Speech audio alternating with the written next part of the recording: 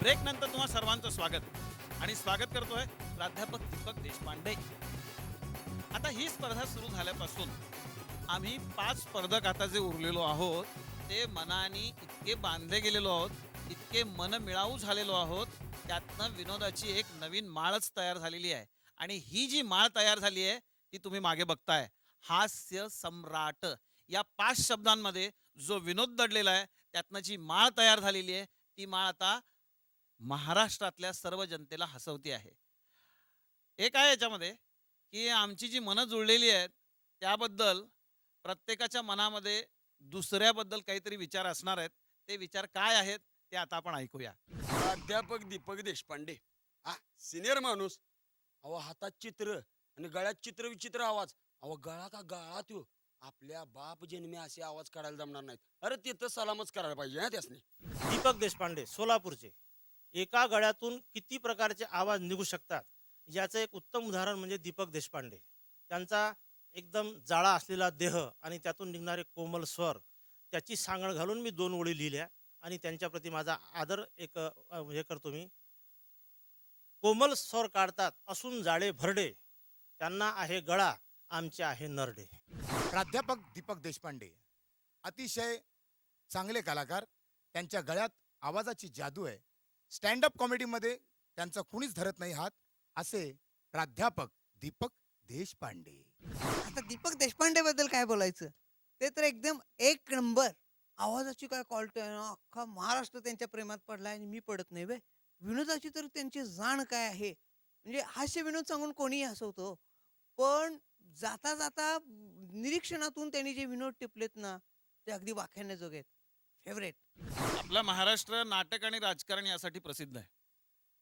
नाटक आणि राजकारण हे महाराष्ट्राच्या संस्कृतीमधली अविभाज्य अशा पद्धतीची 2 अंग आहेत. त्याचं कारण असं की आपण भाषणं जी ऐकतो, राजकारण म्हणलं की भाषण येतच. ही भाषणं जी ऐकतो ती भाषणं वेगवेगळ्या वेळेला वेगवेगळ्या कारणासाठी ऐकत असतो. मी असं बघितलेलं आहे की सर्वसाधारणपणे ज्या सत्कार समारंभ होतात आपल्याकडे, त्या सत्कार समारंभामध्ये प्रास्ताविक करणारा प्रमुख पाहुणा आणि अध्यक्ष या तिघांची वाक्य मात्र दरवेळेला ठरलेली असतात. प्रास्ताविक करणारा जो असतो ना, तो स्टेजवरच्या सगळ्या गोष्टी चेक करून घेत असतो. म्हणजे आल्याबरोबर त्याची सुरुवात एक विशिष्ट पद्धतीची असते. आज म्हणजे या ठिकाणी आपण सगळेजण जमलेलो आहोत. म्हणजे कसं आहे, की आज आपण या ठिकाणी एका कवयित्रींचा सत्कार करणार आहोत. त्या सत्कारासाठी जमलेलो आहोत. शाल, श्रीफळ वगैरे सगळा हा पुष्पगुच्छ ठीक आहे, काही हरकत नाही. प्रमुख पाहुणे, अध्यक्ष वगैरे हां, म्हणजे सगळे आलेले आहेत. तर महाराष्ट्रामध्ये जो कवितेचा जो वृक्ष आहे, तो संत ज्ञानेश्वरांनी लावला आणि त्या वृक्षाची फांदी किंवा पान म्हणजे आजच्या आपल्या या कवयित्री आहेत, म्हणून आपण त्यांचा सत्कार करतोय. तर मी प्रमुख पाहुण्यांना सांगतो, की त्यांनी आता आपले विचार व्यक्त करावेत. प्रमुख पाहुणे जे बोलायला उभारतात, त्यांची वाक्य ठरलेली असतात. या समारंभाला मला का बोलवलंय तेच मला कळत नाहीये, तुम्हाला सांगतो. म्हणजे काय झालेलं आहे, की आज हा एवढा मोठा इथे सरस्वतीचा दरबार भरलेला असताना माझ्यासारख्या लक्ष्मीपुत्राला इथं का बोलवलं गेलंय हे मला आत्तापर्यंत कळत नाही. कारण मराठी साहित्याचा आणि माझा तसा काही संबंध नाही आहे. माझं हे पलीकडच्या कोपऱ्यावर मंगलवस्तू भांडाराचं दुकान आहे. म्हणजे तेवढाच माझा साहित्याचा संबंध आहे. बाकी साहित्य कशाची खातात हे काही मला कळत नाही. आणि मी सरस्वतीचा पुत्र तर अजिबात नाही, पण लक्ष्मीपुत्र मात्र आहे. कारण या समारंभाला मी आता 5,000 ची देणगी देतो आणि खाली बसतो. त्याच्यानंतर अध्यक्ष बोलायला उभारतात. अध्यक्षांची सुद्धा 2 वाक्य ठरलेली असतात.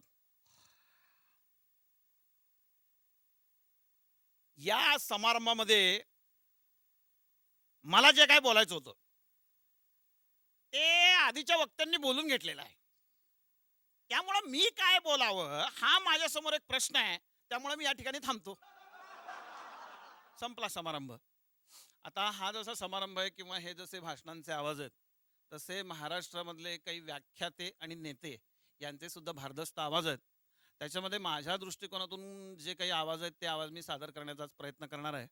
मी सोलापूरचा असल्यामुळं आणि सोलापूरचे सुपुत्र असलेले पण संपूर्ण सध्या भारताला परिचित असलेले आदरणीय सुशील कुमारजी शिंदे साहेब यांचा एक भारदस्त आवाज आहे. फक्त काय आहे की शिंदे साहेब जेव्हा सोलापुरात येतात किंवा कुठलाही नेता स्वतःच्या गावात जातो तेव्हा त्याची सुरुवात मात्र ठरलेली असते. शिंदे साहेब जेव्हा जेव्हा सोलापुरात येतात तेव्हा त्यांच्या भाषणांची सुरुवात मात्र थोडीशी ठरलेली असते.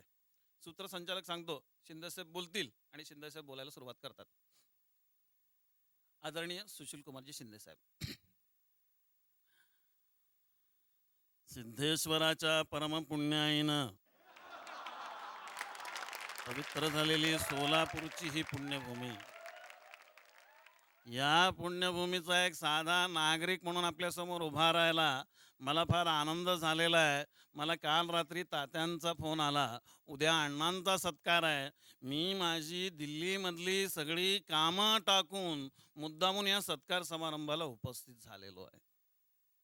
संगमेश्वर महाविद्यालयामध्ये असताना प्रेमा तुझा रंग कसा या नाटकात मी काम केलं होतं. गणपुले सर बसलेत, त्यांना माहीत आहे. अशा पद्धतीचा एक साधा नाट्य कलावंत, कोर्टातला एक साधा शिपाई, एक साधा पोलीस इन्स्पेक्टर महाराष्ट्राच्या जनतेच्या प्रेमामुळं ऊर्जा मंत्री पदापर्यंत जरी गेलेला असला तरी या महाराष्ट्राच्या मातीशी कायम इमान राखेन असं वचन देतो. माझी सिद्धेश्वर एक्सप्रेसची वेळ झालेली आहे. मी या ठिकाणी थांबतो. जय हिंद, जय महाराष्ट्र.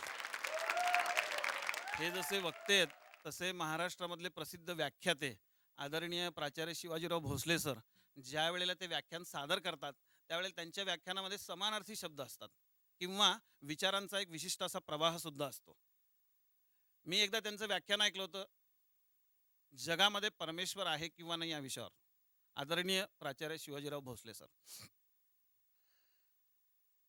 मी उभा आहे, तुम्ही बसलेले आहात, तुम्ही बसलेले आहात, मी उभा आहे. मी उठलो, तुमच्या ठिकाणी आलो, तुम्ही उठलात, माझ्या ठिकाणी आलात, तुम्ही वक्ते होणार, मी श्रोता होणार. श्रोता हा श्रोता असतो, वक्ता हा वक्ता असतो. वक्ता आणि श्रोता, भक्त आणि परमेश्वर याच्यामध्ये जे अंतर आहे, जे काही साम्य आहे त्याचा विचार आजच्या व्याख्यानात आपल्याला करायचा आहे. आपल्या घरामध्ये खोल्या असतात, खोल्या असंख्य असतात, खोल्या बंद असतात, मने बंद असतात, कुलपे बंद असतात. त्या मनामध्ये काय चाललंय याचा विचार आपण कधी करत नाही, त्यामुळे परमेश्वर आपल्याला दिसत नाही. या ठिकाणी गणपती बसलेला आहे, वर्गणी गोळा केलेली आहे. ती वर्गणी कोणत्या ठिकाणी जाते आणि त्या वर्गणीचं नंतर काय होतं त्याचाही विचार आजच्या व्याख्यानात आपल्याला करायचा आहे. या गणपतीला 9 दिवस बसण्यात जास्त आनंद आहे का 10व्या दिवशी बुडण्यातच जास्त आनंद आहे, त्याचाही विचार आजच्या व्याख्यानात आपल्याला करायचा आहे. लांब एखादं बेट असतं, बेटावर एखादं झाड असतं, झाडावर आपल्याला चढायचं नसतं, लांबून काय ते पाहायचं नसतं. लांबून येणारं ज्ञान असतं, तेच विज्ञान असतं, तेच परमज्ञान असतं. ते स्वामी विवेकानंदांना दिसलेलं असतं, भगवान गौतम बुद्धाला दिसलेलं असतं, ज्ञानदेवांना दिसलेलं असतं, समर्थांना दिसलेलं असतं. आपल्याला ते पाहायचं नसतं, कारण आपण खडकावर बसलेलो असतो, मासे किंवा माशा मारत असतो, तंबाखू चोळत असतो, पचापचा थुंकत असतो.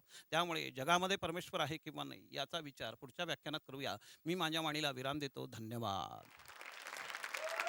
आता हा जसा आवाज आहे तसा महाराष्ट्रामधले थोर प्रवचनकार आदरणीय बाबा महाराज सातारकर यांचं जे प्रवचन असतं ते प्रवचन अभ्यासपूर्ण तर असतंच असतं, पण ते मिश्किलसुद्धा असतं. म्हणजे त्याच्यामध्ये एक परफॉर्मन्ससुद्धा असतो.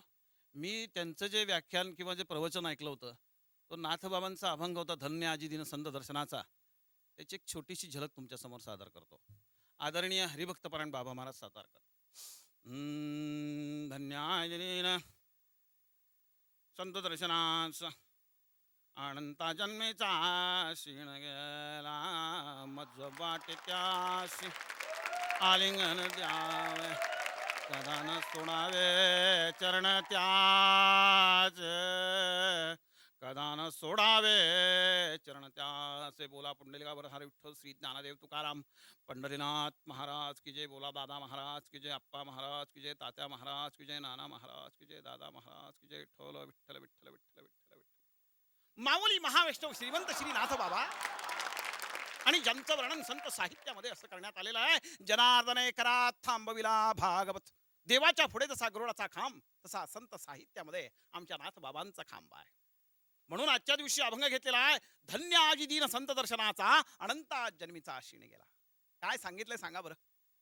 गुड मॉर्निंग म्हटलं नाही, गुड इव्हिनिंग म्हटलं नाही, डायरेक्ट धन्य म्हणाले. एक सांगतो, भाग्याची व्याख्या करता येते बरं का. अहो त्यांचं भाग्य उदयाला आलं, त्यांना लॉटरी लागली, पण धन्यतेची व्याख्याच करता येत नाही, कारण धन्यता ही भाग्याची परिसीमा आहे बरं का.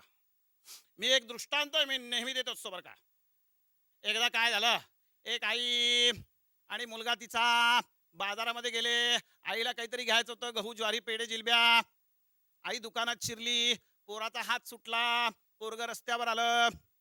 सामान घेतल्यावर आणि आई भानावर आली, इकडे तिकडे बघायला लागली. माझ्या लेकराला कोणी बघितलं का? पहिल्यांदा बघितलं ना, नंतर बघायला लागली. काय सांगायचं लक्षात घ्या.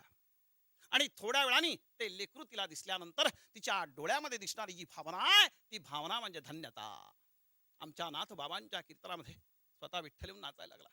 माझी ज्ञानाई ती सुद्धा आली, ती सुद्धा नाचायला लागली. नाथबाबांना धन्य झालं. म्हणाले, धन्य आजी दीन संत दर्शनाचा, अनंतात जन्मिता क्षीण गेला. मज वाटे त्यासी आलिंगन द्यावे, कदा न सोडावे चरण त्याचे म्हणा. ठाल विठ्ठल विठ्ठल विठ्ठल विठ्ठल. आता आपण घेऊया एक छोटीशी हास्य विश्रांती. क्लोज अप हास्य सम्राट